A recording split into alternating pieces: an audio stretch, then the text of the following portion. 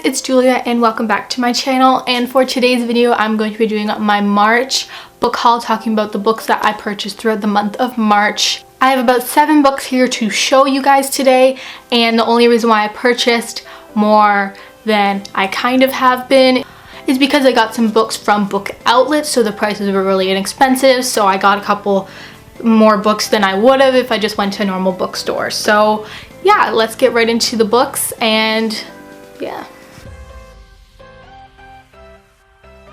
The first book I have here to show you is one that's going to come as no surprise, and I do not have the physical here to show you, but I do have the dust jacket, and that is Lady Midnight by Cassandra Clare. I'm currently reading this right now, that's why I just have the dust jacket with me right now. But this book is the first book in Cassandra Clare's new Shadowhunter series called The Dark Artifices, and you do not technically have to read The Mortal Instruments or The Infernal Devices before reading this series, but I think it's best to do that because you will miss out on a lot. Emma Carstairs and Julian Blackthorne, as they are Parabatai, I believe is how you say it. I used to call it Parabati, which I don't think is right. This book takes place about 5 years after City of Heavenly Fire, which is the last book in the Mortal Instruments series. So you do hear mentions of Clary and Jace and everybody, but like they're not present in the story, at least not where I'm at. They're not yet, but who knows. But yeah, Lady Midnight, so far really enjoying it. Finish it, I'll hopefully be able to do a review for you guys if you guys want to see that. I know a lot of reviews have been going up recently for this book because it just came out and everyone's stoked about it, which so am I. So yes, I got Les Miserables. Is it Les Mis? I'm not exactly sure the pronunciation of this book, but this book is the biggest book I've almost ever seen. It's 1,300 pages. Am I gonna read this soon? Probably not, but I have it. And my ultimate reading goal for like my life is to read Les Mis, because it's huge and it's such a huge classic that nobody reads because of its size. And this was a really nice copy. It's regular $28 and it was there for 7 Canadian, by the way. Yes, it's 25. If you're wondering. But this was such a beautiful copy, so I'm really happy that I got this copy. Here I have I've Got Your Number by Sophie Kinsella. I have her one of Sophie Kinsella's other books called Finding Audrey, which is more her YA book, so I'm excited to read something adult by her.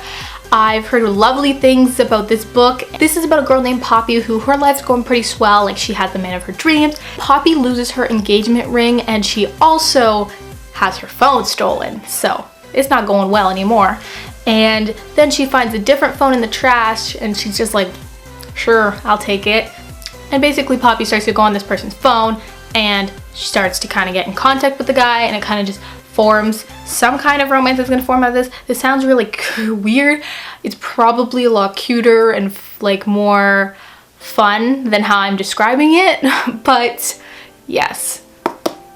Very excited. When I was actually purchasing it, the lady at the counter was just like, that's a really good book. I'm like, lovely. Good to know. Good to know. I have The Merchant of Venice by William Shakespeare. I'm taking an English course right now, and I know this will be one of the books that we're required to read, so I thought I'd pick it up there considering it's $2.99, which is very, very cheap.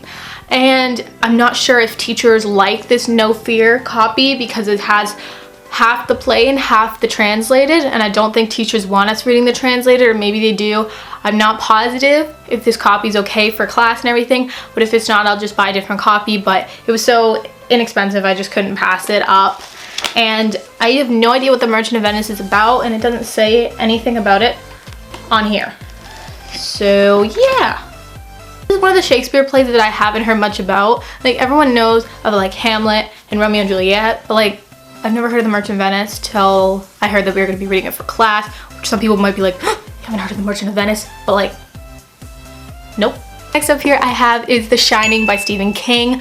This was actually my favorite book of last year, and I have this Little Mass Market copy. I'll go get it. So this is my Little Mass Market copy here, and the edges are pretty beaten up, and the book in general is just kind of on the rough side. It has like kind of almost a tear in it. Like, for a 600-page mass market, it did me well. It did me well. I've been looking to get another copy of The Shining, considering it's one of my favorite books. It is my favorite book, so I wanted another copy because that's kind of just kind of expected with a book collector. You want another copy of your favorite book. So I got the full size The Shining, obviously, and I was waiting till there was a kind of a sale because I don't want to pay $17.95 for this when I already own the book, and I could get another one of these for like $10. Yeah, $9.99. And so I picked up this copy and it was $7.99, and I saw it there and I was like, might as well get it now because I've been stalling so long to get another copy, so I'm very excited. And the next book I picked up was Silver Linings Playbook by Matthew Quick. I have read Forgive Me Leonard Peacock by Matthew Quick, which I very much enjoyed. I thought it was really interesting, but Silver Linings Playbook I've heard wonderful things about, and every time someone mentions mental illness fiction, they always go to Silver Linings Playbook, and I'm just wondering like why. And I know this is also adult, so it'd be kind of a different feel than the YA mental illness books that I read a lot. So I'm excited to see what this has to offer. I'm kind of not going into it with knowing much, but that's the way I kind of want to go into it. So yeah, I really like the spine on him too. It's like pretty yellow. And last but not least, I have Brain on Fire by Susanna Cahalan. Yes, I finally bought my copy. If you guys have heard me talk about this book in my last couple of videos, I did read it this month and I really, really enjoyed it. It's been my highest rated book of the year, which is, it says a lot, and I wanted my own copy so I can reread it. I originally listened to this book on an audiobook, and I do also have a review, so if you're interested, I will link that up on the screen for you guys who want to check it out. But this book is a non-fiction book. It's kind of like a memoir about autobiography. She has symptoms, and she feels like she's always itching. She feels like she has bed bites. She has hallucinations. She has seizures. All these things go terribly wrong, and right away some people would be like, that's schizophrenia, the mental illness. But it's way more complicated than that. It's not necessarily schizophrenia. It's way more different than that. So I found this book really interesting. It's all about her the doctors trying to figure out what's wrong and everything, and I adore this book so much. Again, I'll talk about it in my wrap up, but if this interests you at all, and if you're at all interested in the medical world, I would highly recommend checking this out. I'm personally not someone striving to be a doctor or anything like that, but I found this, like, it's so interesting, and I totally pick up more books that are similar to this and that deal with discovering the diagnosis of someone who is, that it's very difficult to pinpoint what's wrong. So I'm really happy I read this, and I really want to reread it, but we will see what goes on, but I highly recommend it. So these are the books that I purchased throughout the month of March. Know your thoughts and opinions down below, and if you've read any of these books or would like to, and I will see you guys very soon with a new video. Make sure to comment and or subscribe.